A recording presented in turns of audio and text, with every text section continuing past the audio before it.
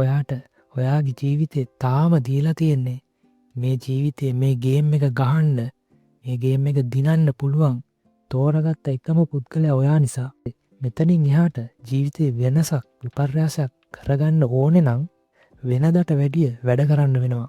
මහන්සි වෙන්න වෙනවා. නිින්ද කැප කරන්න වෙනවා.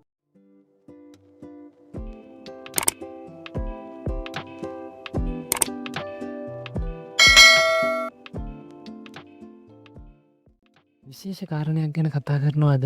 ජීවිතේ එදිනෙදා කටයුතු කරගෙන යනකොට ජීවිතේ දිනන්න, ජීවිතේ ජය ගන්න, ජීවිතේ නැගිටින්න අපහසුතාවක් දැනෙනවා නම්, කරන හැම කටයුත්තම වර්ධිනවා නම්, දෙයක් කරගෙන යනකොට එක දිගට කරගෙන යන්න බැරි නම්, මොනවා හරි වැඩක් කරනකොට ඒක එක දිගට කරගෙන යන්න බැරි නම්, මොනවා හරි හේතුවක් ඇවිල්ලා ඒ කරගෙන යන වැඩේ අතරමඟ නතර වෙනවා නම්, ඔබ හැම වෙලාවෙම ඉන්නේ දුකෙන්, පීඩනයෙන් කල්පනා කර කර සහ වේදනාවෙන් නම්, ඔබ බොහෝ විට ඒකට සමාජයට දොස් පවරනවා.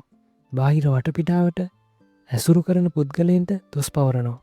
යාළුවන්ට, නිවසේ ඉන්න අයට, එකට ජීවත් වෙන අයට, ඇසුරු කරන වටපිටාවේ සියලු දෙනාට ඒ කාරණේ සම්බන්ධව, ඒ කාරණා සම්බන්ධව දොස් පවරනවා. සමහර විට නොහිතන තැන්වලට ඒකට දොස් කියනවා. අද මේ වෙලාවේ ඔබ ඉන්න මූල්‍යමය තත්ත්වයට සහ ඔබට දැන් තියෙන ප්‍රශ්නවලට හේතුව රටේ දේශපාලනය, එහෙම නැත්නම් රටේ කඩාවැටීම කියලා ඒකට දොස් පවරනවා. මම මේ දැන් ගෙවන ජීවිතයට හේතුව මේ රටේ ආර්ථික තත්ත්වය කියලා හිතනවා. මේ රටේ ඉපදීම කියලා හිතනවා. ඒකට පසුතැවිලි වෙනවා. මේ රටේ ඉපදුනාට පසුතැවිලි වෙනවා. හැබැයි ඔබට අමතක වෙච්ච එක දෙයක් තියෙනවා.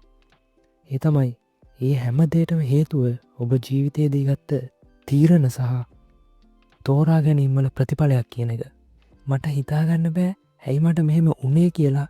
ඔබ හිතුවේ නෑ මීට අවුරුදු ගණනාවට කලින් ඔබේ තීරණය ගන්නකොට සහ ඔබේ තෝරා ගැනීම සිදු කරනකොට එදා හරි ලස්සන බලාපොරොත්තු ගොඩාක් තියාගත්තා. මට ඇයි මෙහෙම උනේ කියලා ඔයා හිතුවේ නෑ. ඔයාට එයා හම්බෙච්ච පළවෙනි දවසේ, ඔයාගේ බිස්නස් එක පටන් ගත්ත පළවෙනි දවසේ, ඔයා ඒ වාහනය ගත්ත පළවෙනි දවසේ, වගේම ඔයා ඒ ලෝන් එක ගත්ත පළවෙනි දවසේ ඔයා නිකමටවත් හිතුවේ නෑ ඔයාට අද වෙනකොට මේ වගේ තත්ත්වයකට මුහුණ දෙන්න වෙයි කියලා. ඇයි ඔයා එදා ඒ අවදානමකට ලෑස්තුනේ නැත්තේ? ඇයි ඔයා ඔයාට ලැබුණු හැම මුදලක්ම එකම දෙයකට වියදම් කරලා නාස්ති කරගත්තේ? ඇයි ඒ මුදල් ඉතුරු කරේ නැත්තේ? ඇයි ඒ මුදල් ඉතුරු වෙන ප්ලෑන් එකක් හැදුවේ නැත්තේ? ඇයි ඔයා එක ආදායම් මාර්ගයක් පමණක් විශ්වාස කරලා ඒ මතම ජීවත් වුනේ? දැන් ඔයාට තේරෙනවද ආපස්සට හැරිලා බලනකොට ජීවිතේ යම් තැන්වලදී ගත්ත තීරණ සමහර විශ්වාස සහ සමහර පුද්ගලයන් තෝරගත්තු නිසා අද ඔයා අතරමං වෙලා ඉන්නවා කියලා. ඒක වෙලාවට, කලාවට, ග්‍රහ බලපෑම් වලට, කේන්දරයට, වාසනාවට, අවාසනාවට බාර දෙන්න එපා. ඒක ඔයාගේ ජීවිතේ ඔයා ගත්ත මෝඩ තීරණ සහ ආශ්‍රයන් වල ප්‍රතිඵලයක්. අද ඔයා භුක්ති විඳින්නේ. ඒ වෙච්ච හැම දෙයකම වගකීම ඔයා බාර ගන්න.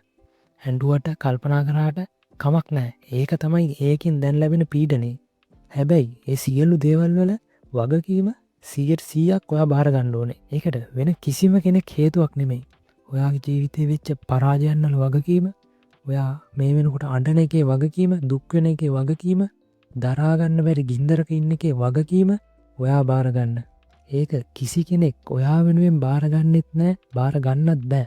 තමන්ගේ ජීවිතේ සිදුවන හොඳ හෝ නරක දේවල් සිදු වෙන්නේ තමන් ජීවිතේ කරන හොඳ හෝ වැරදි තීරණ අනුව.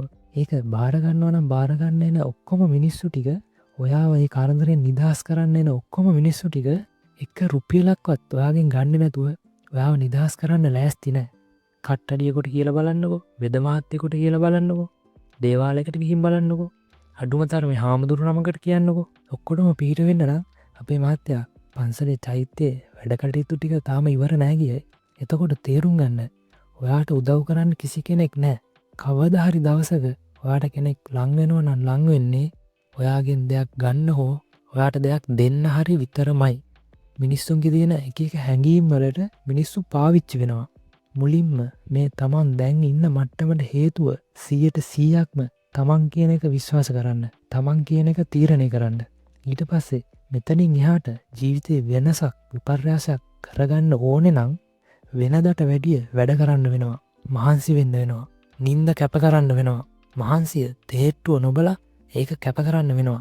වෙනදට වැඩිය යාළු ඇසුර අඩු කරන්න වෙනවා. වෙනදට වැඩිය ඔයාට ඔයා ගැන විශ්වාසයක් ගොඩනගා ගන්න වෙනවා. අන්නේ විශ්වාසය හිතට අරගෙන වැඩ කරන්න පටන් ගන්න. දැන් මේ ඔයා කරන්න පටන් ගන්න හැම වැඩක් ගැනම අනාගතයත් එක්ක කතා කරන්න. මං මේ වැඩේ දැන් කරන්නේ මගේ අනාගත වාහනය වෙනුවෙන්. වාහනය ගන්න. සීන ගේ නිර්මාණය කරන්න. ඒ පිළිබඳව අනාගතයත් එක්ක කතා කරන්න. දැන් කරන වැඩේ ගැන අනාගතයත් එක්ක කතා කරන්න. මට දැන් මේ තියෙන සියලු බර නිදහස් කරගෙන ලස්සන ජීවිතයක් උදා කරගන්නවා කියන දැඩි අධිෂ්ඨානයෙන් හිතන්න. මොන කරුමයක්ද මගේ මේ ජීවිතේ මෙතනින් මට ගොඩ එන්නම බෑ කියලා හිතුවොත් ගොඩ එන්නම බෑ. ඔයා කරන දේ ගැන ඔයා දැඩිව විශ්වාස කරන්න. ඔයා සහතික කරන්න. විශ්වය බලන් ඉන්නවා ඔයාගේ ජීවිතේ සම්පූර්ණ වගකීම ඔයා සම්පූර්ණයෙන්ම බාර අරගෙන ඔයා වැඩ පටන් ගන්නකම් වගකීමෙන් යම් ප්‍රතිශතයක් අනිත් අයට සහ කාලයට තියලා තිබ්බොත් ඒ ප්‍රතිශතය ඔයා නිවැරදි කරගෙන ඔයා බාරගන්න තාක් විශ්වය ඔයාට උදව් කරන්නේ නෑ. 100% ඔයාගේ දුක පරාජය කලකිරීම ඒ ඔයාගේ වගකීම ඔයා බාර අරගෙන ඔයා වැඩ පටන් ගන්න දවස එනකම් විශ්වය ඔයාට උදව් කරන්න බලාගෙන ඉන්නවා. ඒක නිසා තමන්ගේ දැන් ගෙවන ජීවිතයේ වගකීම 100% තමන් බාරගන්න. ඒක නිසා තීරණය කරන්න දැන් හොඳටම ඇති දැන් කල්පනා කර දුක්ුණා ඇති උදව් කරන්න කිසි කෙරෙක් නැති බව තේරුම් ගන්න. ඔයා තාම මැරුණේ නෑ කියන්නේ වාට දිනන්න ජීවත්වෙන්න චාන්ස එකක් විශ්වය විසින් ලබාදීලා තියෙනවා. සමහරු අනතුරුවරින් එතනව මැරෙනවා. ඒ ජීවිතේ සමහර දේවල් වලට වන්දිගෙවන මිනිස්සු. තවත් සමහරු ජීවිතේ දරාගන්න බැරුව ජීවිතේ නැති කරගන්නවා. ඔයාටත් මැරෙන්න හිදිච්ච වාර අනන්තව ඇති. ඒත් ඔයා තවමත් ජීවත් වෙනවා. ඔයාට ඔයාගේ ජීවිතේ තාම දීලා තියෙන්නේ මේ ජීවිතේ මේ ගේම් එක ගහන්න මේ ගේම් එක දිනන්න පුළුවන් තෝරගත්ත එකම පුද්ගලයා ඔයා නිසා.